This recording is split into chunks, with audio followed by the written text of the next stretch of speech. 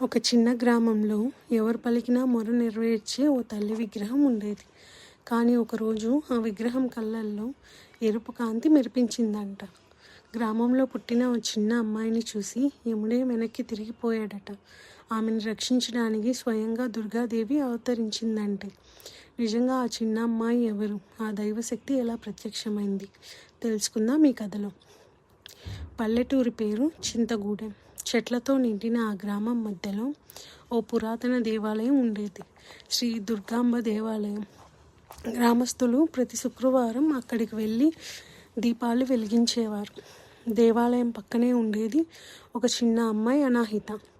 ఆమె వయసు కేవలం 10 సంవత్సరాలు. కానీ హృదయం అంత పెద్దది, మాట అంత మధురం. అనాహితకు దేవాలయంలోని తల్లి విగ్రహం అంటే అమితమైన ప్రేమ. ప్రతి ఉదయం ఆమెనే మొదట దేవాలయపు తలుపులు తెరుస్తుంది. ఒకరోజు అనాహిత గమనించింది, తల్లి విగ్రహం వద్ద దీపం ఆరిపోయింది. అది ఎప్పుడూ జరగని విషయం. ఆమె భయంతో దగ్గరికి వెళ్ళి చూసింది. దీపం అయితే ఆరిపోయింది, కానీ తల్లి కళ్ళల్లో ఏదో ఎర్రకాంతి మలిచినట్లు అనిపిస్తుంది. అప్పుడే దేవాలయం వెనుక నుంచి రుద్ర సన్యాసి నడుచుకుంటూ వచ్చాడు. బిడ్డ, నేడు ఈ దేవాలయంలో ఒక మహాశక్తి దిగబోతుంది అని చెప్పాడు. అనాహిత గుండె వేగంగా కొట్టుకుంది. ఏ శక్తి గురువు గారు అని.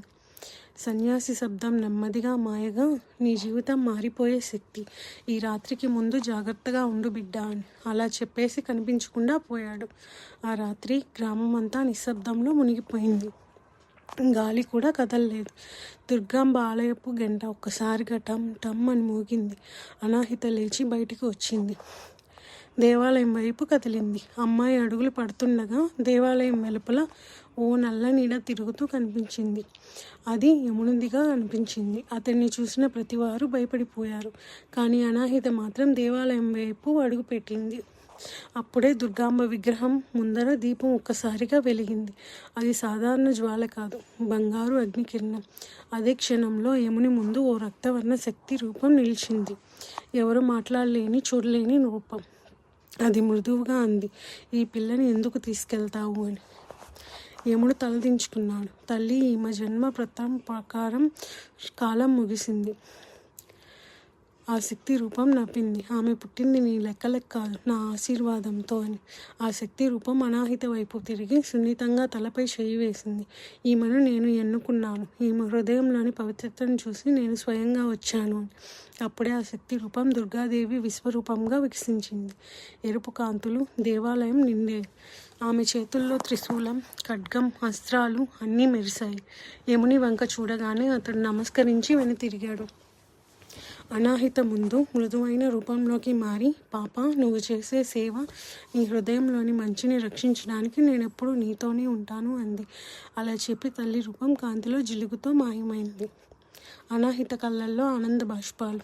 ఆ రోజు నుంచి ఆమెని గ్రామంలో అందరూ దుర్గాంబ దత్తపుత్రిక అంటారు. మన హృదయం పవిత్రంగా, మనసు నిస్వార్థంగా ఉంటే దేవతల శక్తి మన చుట్టూ కవచంలా నిలుస్తుంది. దుర్గాదేవి ఆశీర్వాదం ఎప్పుడూ మనతోనే ఉంటుంది. అనాహితకు దుర్గాదేవి ఇచ్చిన అదృశ్య రక్షణ కవచం ఒక రాక్షసుడి కోపానికి గురైతే ఏమవుతుంది? ఆ కవచం ఎందుకు పగిలిపోతుంది? ఇది తెలుసుకోవాలంటే ఎపిసోడ్ 2 కోసం వేచి ఉండండి.